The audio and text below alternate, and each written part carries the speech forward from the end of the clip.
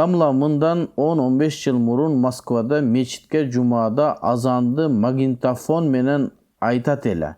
Ayta turgan kişi bolso dele. Oşol azan bolup jarayбы. Негизинен чакырык намазга болгон чакырык ошол аалымдарыбыз эмне чыныгы чакырык болушу керек деп айтылат. Ошого эми кээ бир жерлерде ошентип микрофон менен кассета менен коюлган, эми кантсе дагы чакырык болду, бирок сүннөттүн согунан курук калды. Себеби азан айтуу бул суннаты муаккада бекемделген сүннөт болот.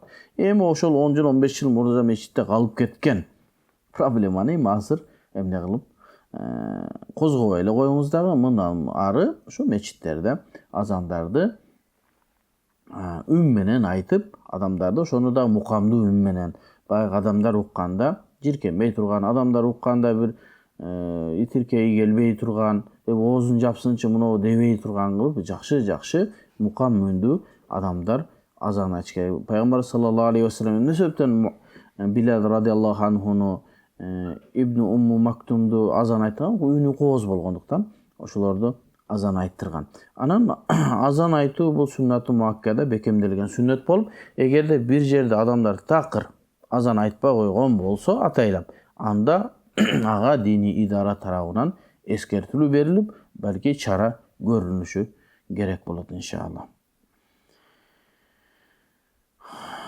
Анан азан айтууда мисалы Иорданияда жана Турцияда, мен адашпасам, Иорданияда ушундай бир жерден азан айтылат дагы калган жерлердин микрофондорунан жарык чыгат. Бул жакшы нерсе. Эгерде ошондой болуна турган болсо, мисалы үчүн Бишкек боюнча бир жерден азан айтылып бир мукам үндүү, анан бүтүн мечиттен чыкса дагы зыяны жок. Аалымдар ага фатва беришкен. Себеби бир убакта айтылат. Эч ким бирөө эрте, бирөө дааратын алып, бирөө кеч кылбастан. Бирок жок. Ар бир мечиттин өзүнүн азанчысы болсун, ошого сооп алсын, кыяматта ошол азанчы деген макамга жетсин деп биз азыркы мезгилде ошондой ар бир мечитте азанчы коюп атабыз.